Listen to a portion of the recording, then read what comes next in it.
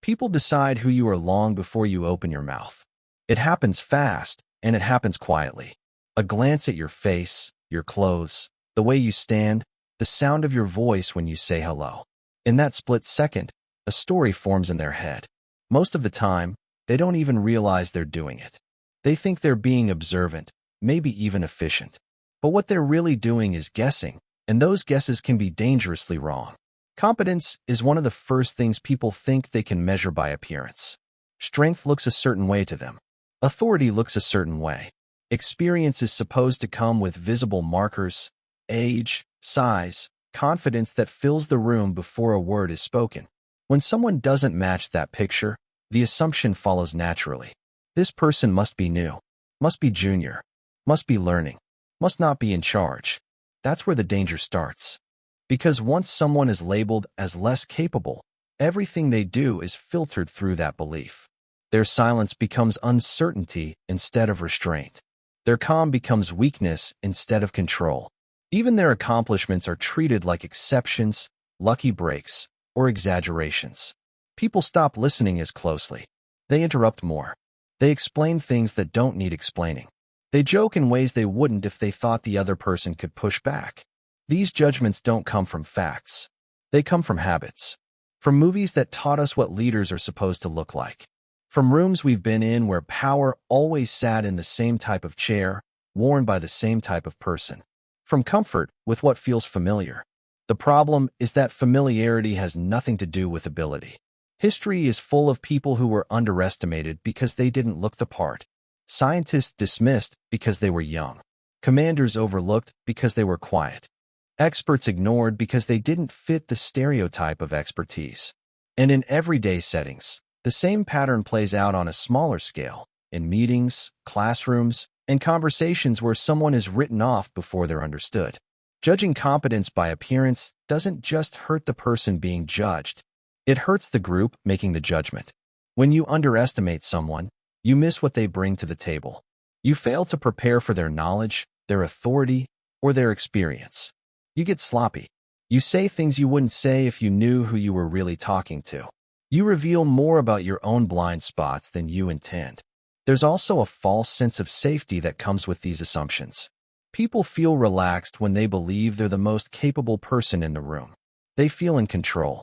That comfort makes them careless. It makes them speak freely, joke casually, and lower their guard. They forget that real competence doesn't always announce itself. Sometimes it watches. Sometimes it listens. Sometimes it waits. The most capable people often don't rush to correct others' assumptions. Not because they can't, but because they don't need to. They understand that reacting too quickly can give away control. They know that letting someone underestimate them can reveal how that person really thinks. It shows their biases, their arrogance, and their lack of awareness. Information like that can be more valuable than immediate respect. When the truth finally surfaces, the shift is instant. The same people who dismissed someone suddenly reevaluate every word they said. Jokes stop feeling funny. Confidence turns into embarrassment. The room doesn't change because of anger or confrontation, but because reality finally replaces assumption. And in that moment, it becomes clear how fragile those first judgments were. Competence isn't loud. It isn't always visible. It doesn't require approval to exist. But when it's ignored, the cost is more than a bruised ego. It shapes decisions, influences behavior, and sets the tone for how people treat one another. And once you realize how often appearance replaces evidence, you start noticing it everywhere, in the way people lean in or lean back, in who gets questioned and who gets trusted, and how quickly respect is given or withheld based on nothing more than how someone looks walking into the room. Jokes are often treated as harmless, a way to lighten the mood or show confidence in a room. People hide behind humor because it gives them cover. If anyone reacts badly, they can always say it was just a joke. That phrase becomes a shield, a way to avoid responsibility for what was actually said. But jokes don't come out of nowhere. They come from beliefs people already hold, from assumptions they don't think need to be examined. Casual jokes are especially revealing because they're unfiltered. They're made when people feel safe, when they believe they understand the social hierarchy of the room. Who has power? Who doesn't? Who can be teased? Who needs to be impressed? A joke aimed downward feels easy. It feels risk-free. That's why people make them without thinking twice. When someone jokes about another person's rank, role, or ability, it's rarely about humor. It's about placement. It's a way of quietly saying, I see where you stand. Laughter becomes a test. If others laugh along, the bias is confirmed and shared. If no one reacts, the joke still hangs in the air, carrying its message whether it lands or not. These jokes often rely on stereotypes. They assume certain jobs look a certain way. Certain titles belong to certain kinds of people. When someone doesn't fit that mental picture, the mismatch becomes the punchline. The humor isn't clever. It's lazy. It depends on the idea that some people simply don't belong in certain spaces. What makes casual jokes dangerous is how normal they seem. They're quick. They pass. No one files a complaint over a smirk or a muttered comment. But each one reinforces a boundary. Each one reminds the target that they are being watched, measured, and quietly doubted. Over time, this creates an environment where some people feel entitled to speak freely, while others learn to stay guarded. There's also a power imbalance built into these moments. The person making the joke assumes they can get away with it. They assume the other person won't challenge them, either because it would be awkward, because it would make them seem sensitive, or because the room would side against them. That assumption alone reveals how the joker sees the other person's status. Bias becomes most visible when people think they're being playful. That's when their guard is down. That's when their real thoughts slip out without polish. A formal statement can be rehearsed. A joke usually isn't. It shows what someone truly believes, not what they know they're supposed to say. Silence after a joke can mean many things. Sometimes it's discomfort. Sometimes it's calculation. Sometimes it's patience. But the joker often reads silence as permission. They take it as proof that they were right, that the joke landed, that the hierarchy they imagined is real. That false confidence can grow quickly. The moment bias is exposed, it can't be unseen.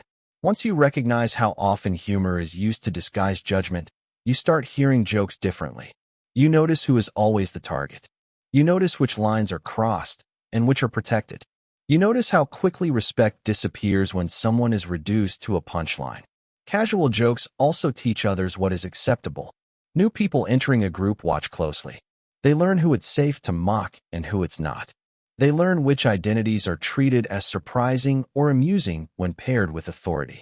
Over time, this shapes the culture of the room, not through rules, but through repetition. When reality eventually confronts these jokes, the shift is uncomfortable. What was meant to be funny suddenly feels small. The laughter echoes in a different way. People replay their words in their heads and realize they revealed more than they intended. Not about the person they joked about, but about themselves. Bias doesn't always show up as open hostility. More often, it slips out disguised as humor, confidence, or casual commentary. It survives because it's easy to dismiss and hard to challenge in the moment. But once it's called into question, even silently, it loses its power, and what remains is the awareness that those offhand jokes were never really jokes at all. Silence is often misunderstood. In many rooms, the person who speaks first is assumed to be the strongest, the most confident, the most in control. Noise gets mistaken for authority. Volume becomes influence. But silence, when chosen deliberately, can carry far more weight than constant talk. It can be a sign of discipline, awareness, and restraint rather than uncertainty or fear. People who rely on talking to assert themselves often fill gaps because they're uncomfortable with them. They explain too much. They defend before being challenged. They rush to establish their importance. Silence denies them that feedback loop. It creates space, and space makes people reveal themselves.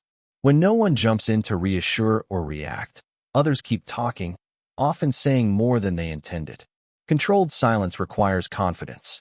It means trusting that you don't need to prove anything in every moment. It means understanding timing, knowing when words will matter more because they are few. This kind of restraint is common in high-stakes environments, where reacting too quickly can give away position, intent, or leverage. When someone underestimates a quiet person, they usually mistake observation for passivity.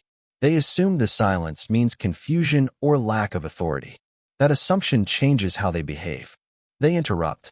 They talk over. They joke. They test boundaries. And in doing so, they expose their own assumptions and insecurities. Silence also functions as a filter. It allows someone to absorb the room, to notice who speaks with certainty and who follows, who performs and who listens. It provides information that can't be gathered while talking. In many cases, the quiet person ends up knowing more about the group than the group knows about them. There's a difference between being silent because you have nothing to say and being silent because you're choosing when to speak. The latter is strategic. It's patient. It's aware of consequences. It understands that once words are spoken, they can't be pulled back. Silence keeps options open. In environments shaped by hierarchy, silence can be especially powerful. It disrupts expectations. People expect authority to announce itself. When it doesn't, they fill the gap with assumptions. They relax. They reveal how they treat those they think are beneath them. That information becomes a form of leverage. Silence also protects emotional control. Reacting immediately to disrespect or doubt can feel satisfying, but it often shifts power away from the person reacting. It allows others to frame the situation as emotional rather than factual. Waiting, on the other hand, preserves composure. It keeps the focus on reality instead of reaction. Many people equate self-advocacy with constant correction. But correction doesn't always have to be immediate. Sometimes letting a misunderstanding sit gives it weight when it's finally addressed. The contrast between assumption and truth becomes sharper. The impact is stronger because it isn't diluted by back-and-forth explanation. Those who choose silence often understand that not every moment is the right moment. They wait for alignment, for timing, for the moment when the room is ready to hear what they have to say. When that moment arrives, silence gives way to clarity, and the shift is unmistakable. There's also a protective aspect to silence. It creates distance from impulsive reactions and from the need for validation. It allows someone to remain steady while others cycle through confidence, humor, or defensiveness. That steadiness is often misread, but it's rarely forgotten. In situations where bias is present, silence can serve as a mirror. It reflects behavior back to the people displaying it. Without interruption, they hear themselves more clearly. They feel the weight of their own words. What they thought was harmless starts to feel exposed. Choosing silence doesn't mean accepting disrespect. It means choosing the terms of engagement. It means deciding when to step forward and when to let others step into their own misjudgments. When silence finally breaks, it carries the force of intention rather than impulse. And the room understands that the quiet was never weakness. At all moments have a way of snapping into focus when truth is spoken plainly. No build-up, no explanation, just a statement that lands and changes the temperature of the room. Before that moment, everything feels loose. People talk freely. Jokes float around. Assumptions sit comfortably unchallenged. Then reality arrives, and suddenly everyone is aware of where they are and who they're dealing with. When truth resets a room, it's rarely loud. It doesn't need to be. The power comes from contrast, from the gap between what people believed and what actually is. That gap creates shock, not because the truth is dramatic, but because the assumptions were wrong. And people hate realizing they were wrong in public. Before the truth is spoken, the balance of power often feels settled. People have assigned roles without discussion. Leaders, followers, background figures. Once those roles feel fixed, behavior follows. Who interrupts? Who jokes? Who listens? The room runs on an unspoken agreement about who matters most. A single truthful statement can break that agreement. It doesn't argue with the assumptions. It doesn't point them out. It simply exists. And in doing so, it forces everyone to reassess their position. The laughter stops not because someone is offended, but because everyone is recalculating. This recalculation happens fast. People replay recent moments in their heads. Words spoken too casually. Smiles that now feel misplaced. Confidence that suddenly feels risky. The room becomes quieter because everyone is thinking at once. What makes these moments powerful is their inevitability. Once the truth is out, It can't be ignored or softened. It doesn't care about comfort.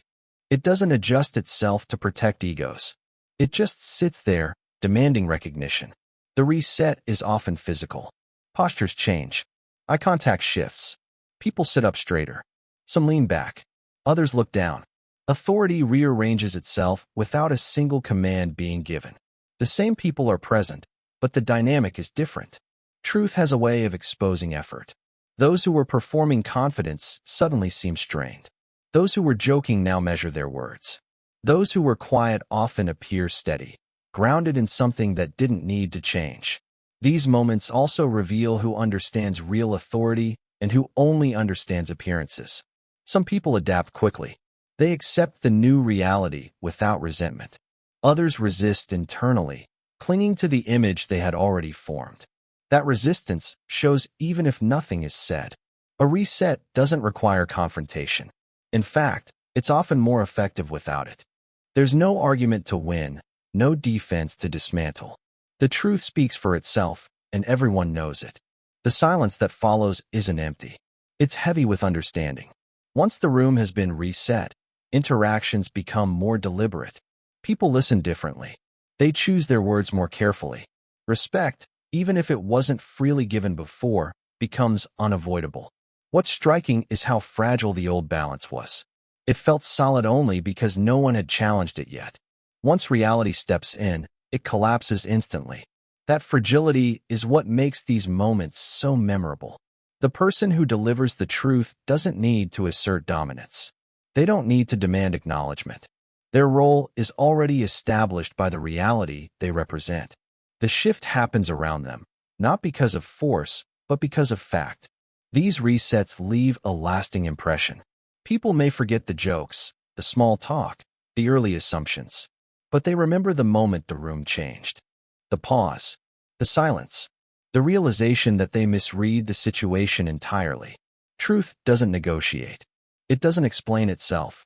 It simply enters the space and takes its place. And in doing so, it rearranges everything that came before it. Respect doesn't always show up the same way. Sometimes it's loud, announced early, and given automatically based on titles, uniforms, or reputation. Other times, it has to be earned moment by moment, often in rooms where no one expects it to belong. The difference between respect assumed and respect earned reveals how people really think about authority and worth. Assumed respect is comfortable. It flows toward people who fit familiar patterns. The right look, the right voice, the right background. No one questions it because it feels normal. These individuals rarely have to prove themselves before being taken seriously. Their words carry weight before they've done anything to earn it in that specific space. Earned respect is different. It arrives slowly, sometimes reluctantly. It often comes after doubt, testing, or dismissal. People watch more closely. They wait for mistakes. They look for cracks. Every action is evaluated instead of accepted. The standard is higher, not because the person is less capable, but because they don't match expectations. This difference creates an uneven starting line. Two people can walk into the same room with the same qualifications, yet be treated entirely differently. One is trusted immediately. The other is questioned, second-guessed, or underestimated. The burden of proof shifts depending on how closely someone resembles the idea of authority that already exists in the room. Those who rely on assumed respect often don't realize how much of it they're receiving. It feels natural to them. They interpret it as confirmation of their competence rather than a reflection of bias. When that respect is challenged, they're often surprised, even offended, because they're not used to having to earn it. People who earn respect the hard way become keenly aware of how it works. They notice how tone changes when they speak, how reactions shift once their competence is undeniable. They feel the difference between being tolerated and being valued. That awareness shapes how they carry themselves. Earning respect through action rather than appearance builds a different kind of authority. It's quieter but stronger. It doesn't depend on constant reinforcement.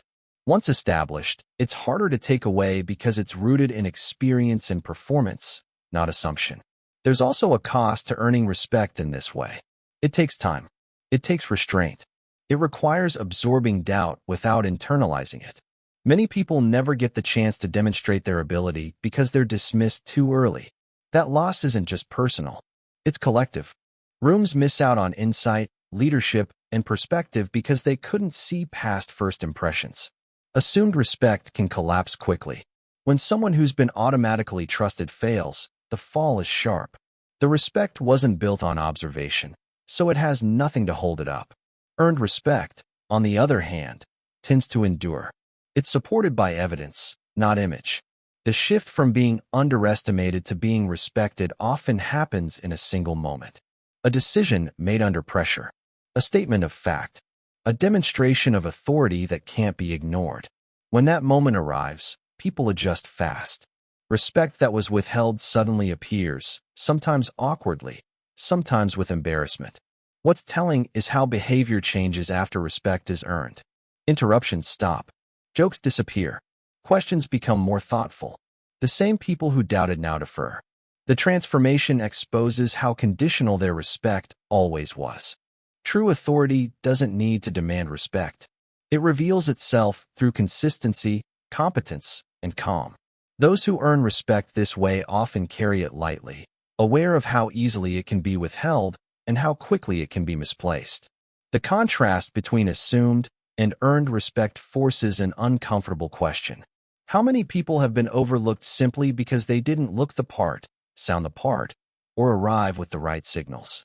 And how often respect has been granted not because it was deserved, but because it was expected? Respect often enters a room before the person does. It's already waiting, shaped by expectations, labels, and past experiences that have nothing to do with the individual standing there. This kind of respect is assumed. It's granted automatically, without evidence, and rarely questioned. People don't even think of it as respect. They think of it as normal. Assumed respect is tied closely to familiarity. When someone looks like leaders you've known before, sounds like authority you've heard before, or carries markers that signal importance, respect follows them in. Their ideas are taken seriously. Their mistakes are excused. Their confidence is read as competence even when it hasn't been tested. Earned respect works in the opposite direction. It doesn't arrive early. It shows up late, if it shows up at all. It requires proof. It requires repetition. It requires surviving doubt. People don't lean in at first. They watch. They question. They wait for failure more than success. The same behavior that would be praised in someone else is scrutinized here. This difference creates two very different experiences in the same space. One person speaks and is believed. Another speaks and is evaluated. One is allowed to grow into the role. The other must justify their presence in it. This isn't about skill. It's about perception. Those who receive assumed respect often underestimate how much grace they're given. They're interrupted less, challenged less aggressively. When they're wrong, the error is softened. Context is added on their behalf. When they succeed, it's expected, reinforcing the idea that they belong where they are. For those who have to earn respect, every interaction carries weight. A single mistake can confirm existing doubts. A single success is often treated as luck. There's little room to be average. Excellence becomes the baseline requirement just to be taken seriously. Over time, this process shapes behavior. People who earn respect through performance become precise. They prepare more. They choose words carefully. They avoid unnecessary reactions. They understand that credibility is fragile in environments where it wasn't freely given. That awareness can be exhausting, but it also builds discipline. Earned respect tends to be quieter. It doesn't come with applause or public acknowledgement at first. It shows up in subtle changes. People stop explaining things that don't need explaining. They start asking for input. They pause before speaking over. These small shifts signal that something has changed. What's interesting is how quickly people rewrite their memory once respect is earned. Doubt disappears from the story they tell themselves. They act as if they always believed, always knew. The earlier skepticism fades into the background, replaced by a revised narrative where respect feels inevitable rather than resisted. Assumed respect, by contrast, is unstable. It depends on maintaining the image that created it. When that image cracks, the respect evaporates. People who relied on it often struggle when it's withdrawn because they never had to build anything underneath it. Earned respect creates resilience. It doesn't rely on appearances or titles alone. It's anchored in observed capability. That kind of respect doesn't need to be reinforced constantly. It holds even under pressure because it's already been tested. There's also a moral dimension to this difference. When respect is assumed based on surface-level cues, it reinforces inequality. It rewards familiarity over merit. When respect must be earned only by certain people, it signals who is allowed to belong effortlessly and who must fight for legitimacy. Recognizing this pattern changes how you see rooms, meetings, and leadership. You start to notice who is given the benefit of the doubt and who is not, who is allowed to stumble and who must be flawless.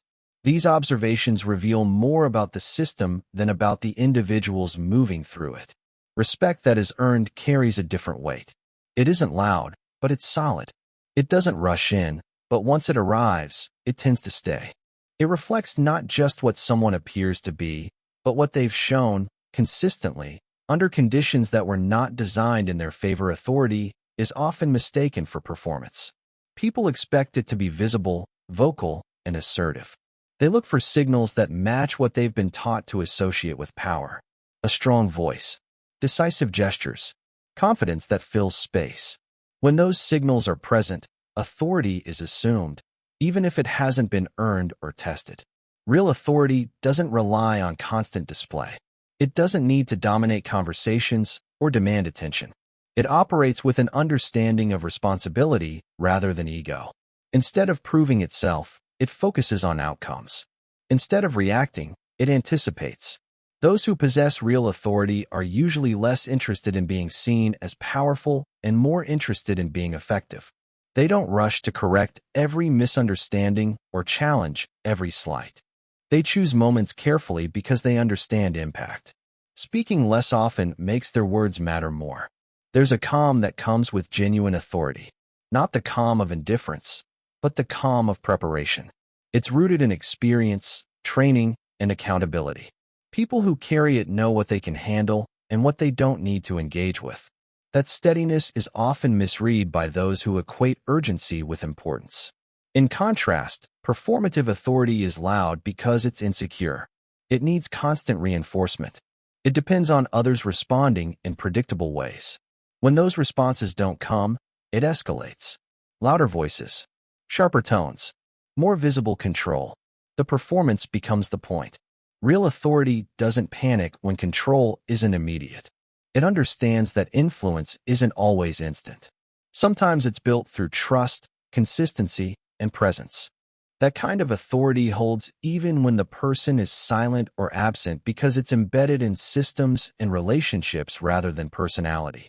People often test authority, especially when they believe it's weak or unearned. They interrupt.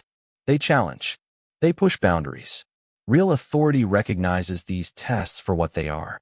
It doesn't take them personally. It responds when necessary and ignores them when not. That discernment is part of its strength. Another difference lies in accountability.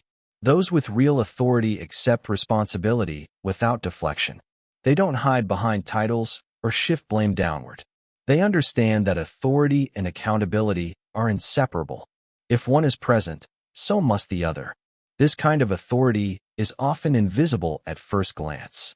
It doesn't announce itself. It doesn't rely on intimidation. It reveals itself through decisions made under pressure, through consistency over time, and through the way others orient themselves around it without being told to. People with real authority are comfortable letting others speak, lead, or take credit when appropriate. They don't fear losing status because their authority isn't fragile. It isn't tied to being the loudest or the most noticed. It's tied to competence and trust. When real authority finally becomes visible, it's usually because it has to be. A decision must be made.